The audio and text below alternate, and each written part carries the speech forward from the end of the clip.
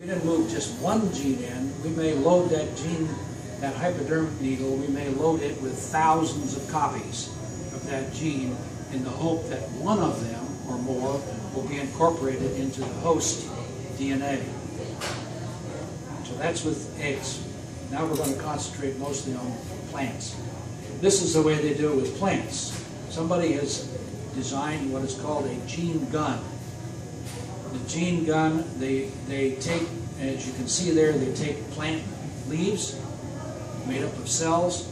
The gene gun they load up with very small particles of either gold or tungsten, and those gold or tungsten particles are coated with the gene that they want to put into the plant cell, and they blast it into the plant cell. They actually use a 22 caliber shell, 22 caliber shell, to blast this into the cells. Okay, then how do they identify? Remember I mentioned the antibiotic marker? So they need to test these to see if the transgene made it in, and to do that they dose the cells with a dose of an antibiotic, and if it survives, then they think, okay, well, it survived and the transgene is in there as well.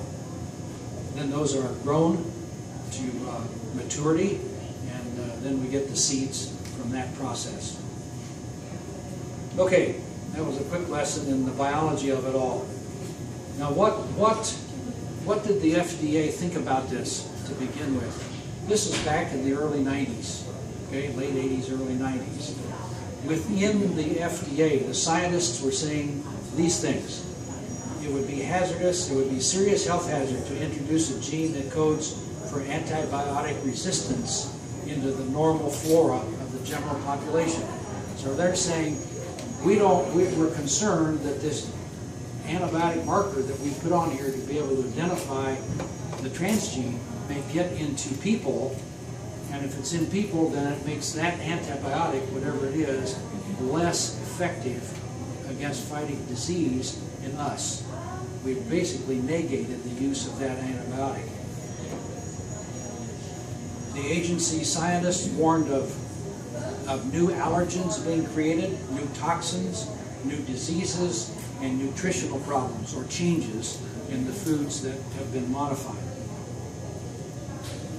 The process of genetic engineering and traditional breeding are different, and according to the technical experts in the agency, they lead to different risks. This is not the story that you hear from such as Monsanto. They say everything's fine, no significant difference, therefore no problem. This compliance officer said trying to force a conclusion that there's no difference between the foods modified by genetically engineering and those by traditional breeding practices is like trying to fit a square peg into a round hole. They're not the same. They are different. Animal feeds derived from genetically modified plants present unique animal and food safety concerns. That also came out of the Center for Vet Medicine in the FDA. So a microbiologist here is saying there is a difference. The industry's pet idea is that there is no difference. There was concern over the residues of the plants, that's cells from the plants, and also from the toxins that are used on the plants. So the primary use so far has been to create crops that will withstand pesticides.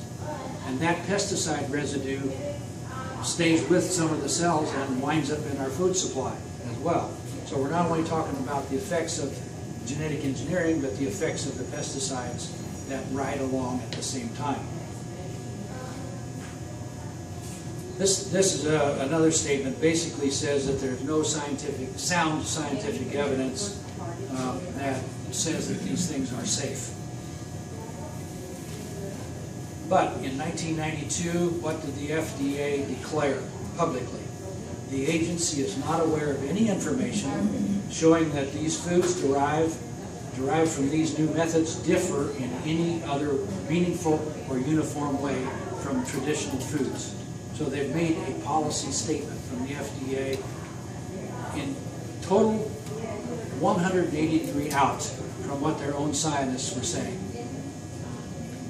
How'd this happen? There was a guy there by the name of Michael Taylor.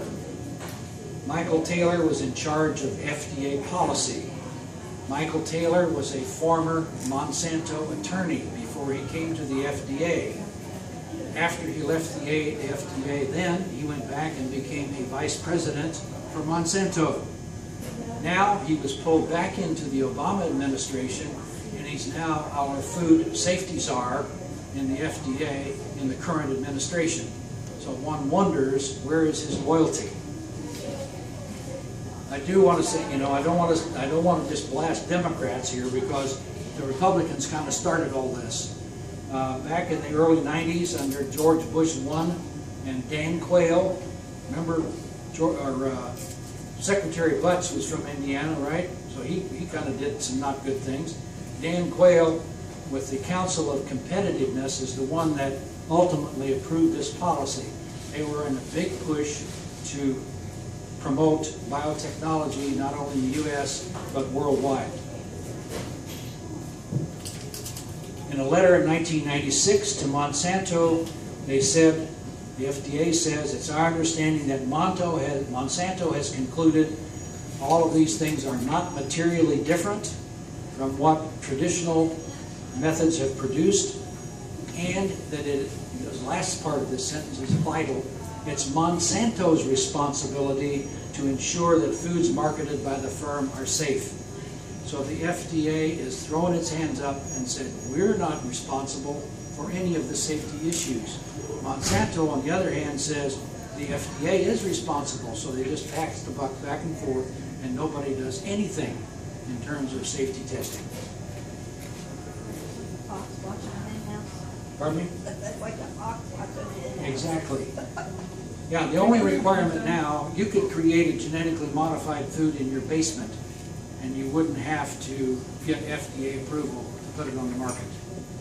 It's that lax.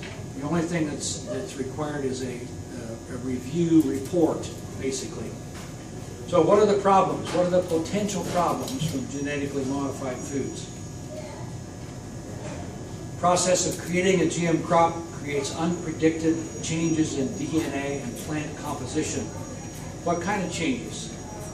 We're putting a transgene in there, but it's being forced in, being blasted in, injected in, and in the process we can cause mutations of the already existing DNA in the plant or animal. We can cause deletions of genes, permanently turn genes on or off, or up or down regulate the ones that are already in there. So we're messing with big time with a process within a plant or animal that typically has been developed over, in some cases, millions of years. Changes in the DNA can alter the RNA, and the RNA is one step in the production of the proteins.